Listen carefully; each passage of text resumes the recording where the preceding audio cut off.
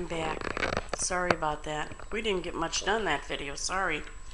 Now what I want to introduce now is Life is a Beach. So I'm going to go to Life is a Beach.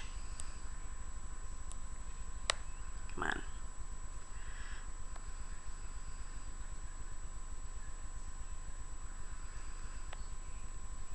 And I want the umbrella. Here's the umbrella. And I'm not going to concern myself with getting any of the layers at this point. I am going to use the layers, but at this point all I want to do is get my elements in what my design is going to look like. And I want that umbrella pretty big because it is pretty big. Umbrellas are very large on the beach. Okay, got my umbrella. And notice I keep taking my stylus and going to a different area on there so that I'm not taking the same size as any of these large elements. Okay, now we want to get the sand castle. Got the sand castle. Right here it is. And I want him sitting there. Oh, the sand castle is just too cute, isn't it? So we'll have the sand castle underneath that umbrella too. And then we're going to learn how to weld letters. And I like the Mickey font, the Mickey font when I'm working with children. Or wait a minute, before we get that, let's get that little bucket. I want to put a little bucket over here. I don't know whether you saw that on the thing on here, but over here I've got a crab and a bucket, and somewhere I'm going to get it on my design, so I want to make sure that I've got them. So let's get the crab and bucket while we're on Life is a Beach. And let's see, bucket, bucket, bucket. I know it's here. Well, here's the crab. Let's get him. Oh, bucket's right next to sandcastle. Hello. See, I always talk to you folks early in the morning, and my voice is a little bit raspy in the morning. Okay, let's get the little crab up here out of the way, and let's move the bucket right by the sandcastle there for the minute. Okay, now let's get to the heading. And I want to use the Mickey font because I love the Mickey font. And we'll see when I'm picking out papers. I might even do an outline on the Mickey font and show you how to do that, but we'll see how that works out. Before I do that, I want to pick out papers. Mickey font. Okay, and I'm going to keep it in lowercase and do 2TO, the beach.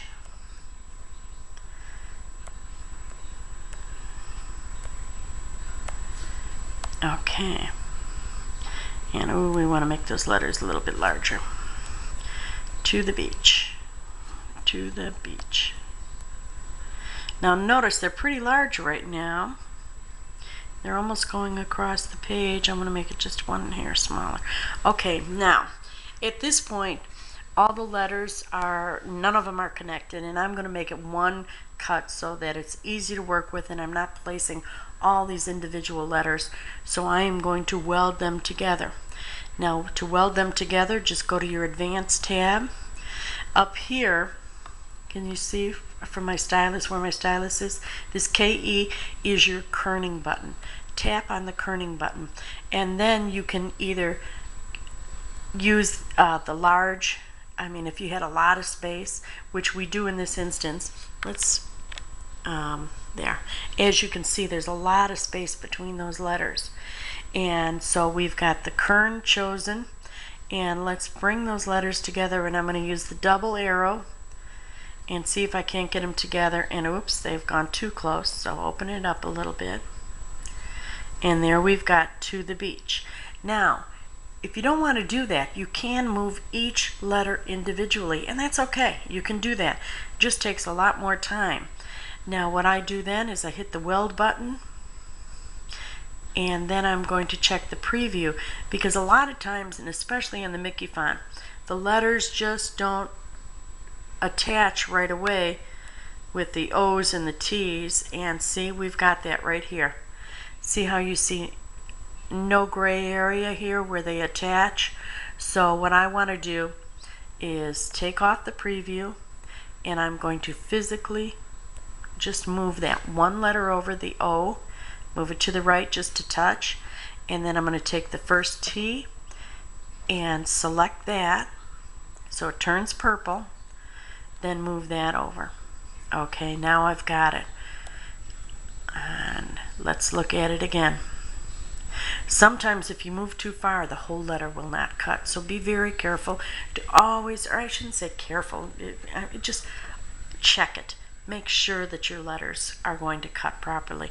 And if you look, they are. So let's zoom back out.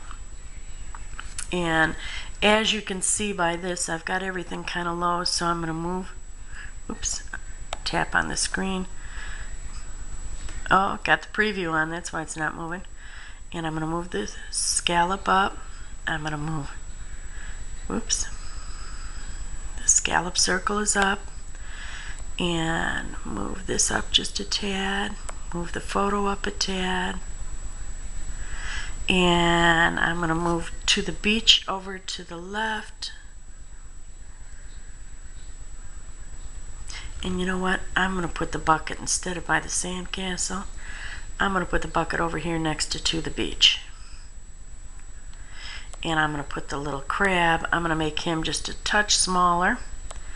Move him over by here. And make the bucket just a little bit larger. Now, that's basically my layout. See how easy that was? And in all actuality, when I did get going, it probably took us 7 minutes, but I had to have my mouth in gear a little bit too much. Sorry about that. Now what I'm going to do is I'm going to go take my layer and I'm going to hold it, rename it, and I'm just going to put layout on it.